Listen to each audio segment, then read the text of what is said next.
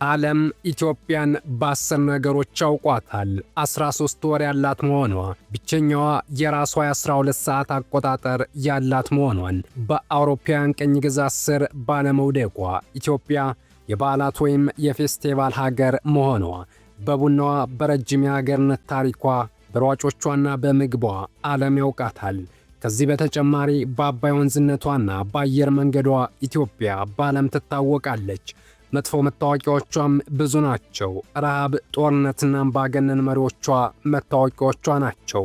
ምድሪቱ ለዘመናት አምቃ የያዘችው ጥቁር ወርቅ ዛሬ ለኢትዮጵያውያን የብልጽግና ተስፋ ሆኖ ብቅ ብሏል። የኢትዮጵያ አዲሱ መታወቂያ ተደርጎ የተወሰደው ይኸው የነዳጅ ክምችት የአገሪቱን ኢኮኖሚ መልክ የሚቀይርና የትውልድን ሕይወት የሚታደግ ትልቅ አቅም ይዞ መጥቷል። በዛሬው ልዩ ዘገባችን የዚህ ግዙፍ ክምችት ፋይዳና ለአገሪቱ የኢንዱስትሪ ጉዞ ያለውን ተጽዕኖ በዝርዝር እንመለከታለን። እስከ መጨረሻው ድረስ አብራችሁን ቆዩ። ኢትዮጵያ እንደ አዲስ በርካታ ነዳጅ ማግኘቷን ይፋ አድርጋለች። ኢትዮጵያ ውስጥ ነዳጅ ተገኘ ከተባለ ብዙ ዓመታትን አስቆጥሯል። ከነዳጅ ማውጫው እስከ ጅቡቲ ወደብ የሚያደርስ ቧንቧም ተተክሎ ነበር። ይሁን እንጂ አለ የተባለውን ነዳጅ አወጣዋለሁ ብለው የገቡት ካምፓኒዎች በዚህ ወጣን በዚህ ገባን ሳይሉ በውሃ ቀጠነ ምክንያት ጥለውት ወጥተዋል። ይህን ተከትሎ አሁን ላይ ድጋሚ ጥናት ተደርጎ በአንድ ቦታ ብቻ 11 ጉድጓዶች ተቆፍረው ከ21 ቢሊዮን ኪዩቢክ ሜትር በላይ ነዳጅ ተገኝቷል።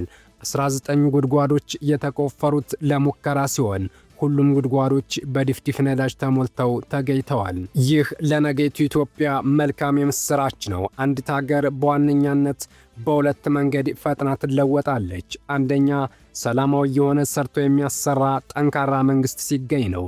ሁለተኛው ማዕድን ነው። ማዕድን ወይም የተፈጥሮ ሀብት ሀገራትን ከአዘቅት ውስጥ በአንድ ጊዜ የሀብት ማማ ላይ ያስቀምጣል። በተለይም በቅጽበት የሚቀይረው ነዳጅ ነው። ምክንያቱም ነዳጅ የዓለም ኢኮኖሚ ዋና ዘዋሪ ነው። የአረብ ሀገራት ከግመል ማርባት በአንድ ጊዜ ወደ ኃያልነት የተለወጡት በነዳጃቸው ነው። አሜሪካ፣ ቻይና፣ ሩሲያ ኢኮኖሚያቸው ምድር የረገጠው በነዳጃቸው ላይ ነው። እናም ኢትዮጵያ አሁን ላይ የተገኘው ነዳጅ 21 ቢሊዮን ኪዩቢክ ሊትር ነዳጅ ነው። ይህም ማለት የኦጋዴኑ ብቻውን የህዳሴው ግድብ ከሚይዘው ውሃ 1/3ኛውን ያክላል እንደማለት ነው። በሌሎች 4 ቦታዎች የተገኙት የነዳጅ ክምችቶች ሲጨመሩ ደግሞ ግድቡ የሚይዘውን ውሃ ግማሽ ያክል መጠን ይኖረዋል። ኢትዮጵያ በየቀኑ ከ11692 ኪዩቢክ ሊትር በላይ ነዳጅ ትጠቀማለች። ይህም ማለት በዓመት 140,000 ኪዩቢክ ሊትር ያስፈልጋታል ማለት ነው። በኦጋዴን ብቻ የተገኘውን ነዳጅ ለእርሷ ብቻ ብትጠቀም ለ152,400 ዓመት ይበቃታል ማለት ነው። ይህ ብዛቱን በቁጥር ደረጃ ለማስቀመጥ ነው።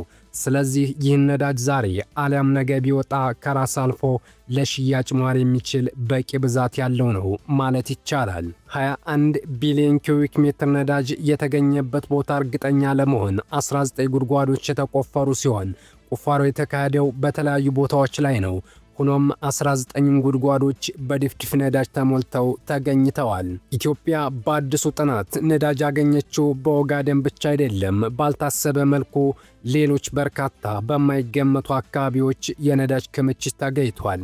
ከነዚህም በትግራይ ክልል መቀሌ ከተማና አካባቢው፣ በአማራ ክልል ጎንደር መተማ አካባቢ፣ በደቡብ ምዕራብ ክልል በኦሞ ሸለቆ፣ በጋምቤላና በሶማሊያ ክልል ተገኝተዋል።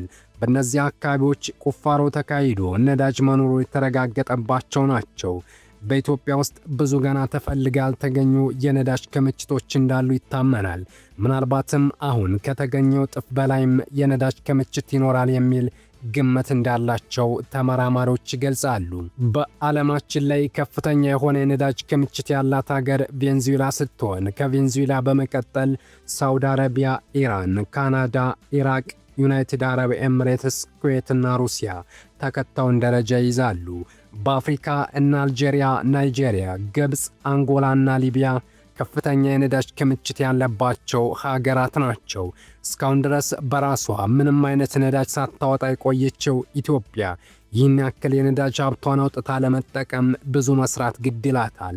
እንዲህ አሁን ባለው መልኩ በርስ በርስ ጦርነት ውስጥ ሆና ግን እንኳን በሺህ ሜትሮች ጥልቀት ውስጥ ያለውን ነዳጇን አውጥታ ለመጠቀም ቀርቶ የሚፈሰውን የወንዝ ውሃን ቀድታ መጠጣትም ፈተና ይሆንባታል።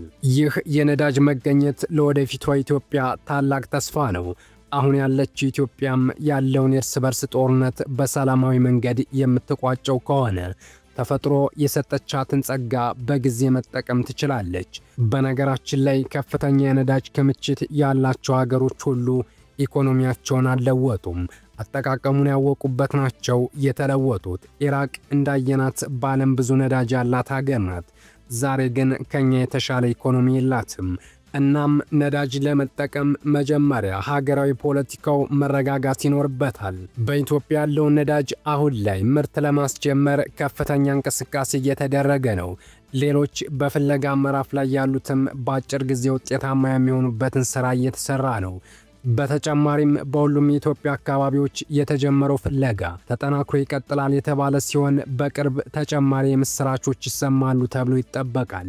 ኢትዮጵያን እጅ እግሯን አስሮ ለበላተኛ የሚሰጣትና ሀብቷን እንዳትጠቀም በአንገቷ ድንጋይ አስሮ ባህር ውስጥ የሚጥላት ፖለቲካው ነው።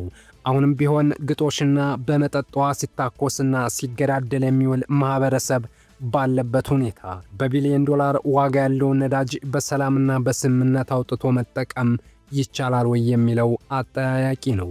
በነገራችን ላይ በኦጋዴን የተገኘው ነዳጅ እንዳይወጣ አንደኛው ችግር የነበረው ይሄው ነው። ኦብነግ የተባለና ኦጋዴን አካባቢን ለመገንጠል ይንቀሳቀስ የነበረና በሰላማዊ መንገድ ለመታገል የገባ ቡድን ነዳጅ ለማውጣት በሚገቡ ካምፓኒዎች ላይ ጥቃቶችን ይፈጽም ነበር። በአንድ ወቅት ነዳጅ ለማውጣት የገቡ የቻይና ሰዎችን ይህ ቡድን በአሰቃቂ ሁኔታ ገድሎ ካምፑንም አቃጥሎ ያውቃል።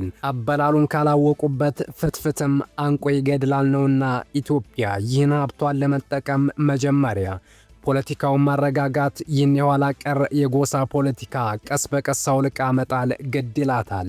መሬቱም ሰማውም የኔ ነው የሚሉ ሰዎች ባሉበት ሀገር ሀብትም መገዳደያ የመሆን እድል አለው።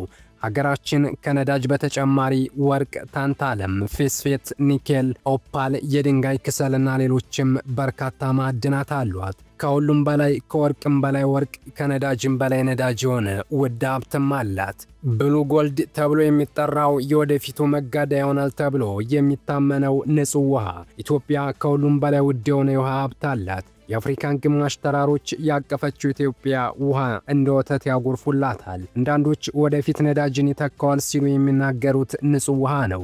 ወደፊት ውሃ እንደ ነዳጅ በበርሜል ታሽጎ የሚሸጥበት ጊዜ ይመጣል። ከሁሉም በላይ ግን ሰላም ለሀገራችን፣ አንድነት ለሕዝባችን ይሁን። አበቃን። መልካም ጊዜ ተመኘን።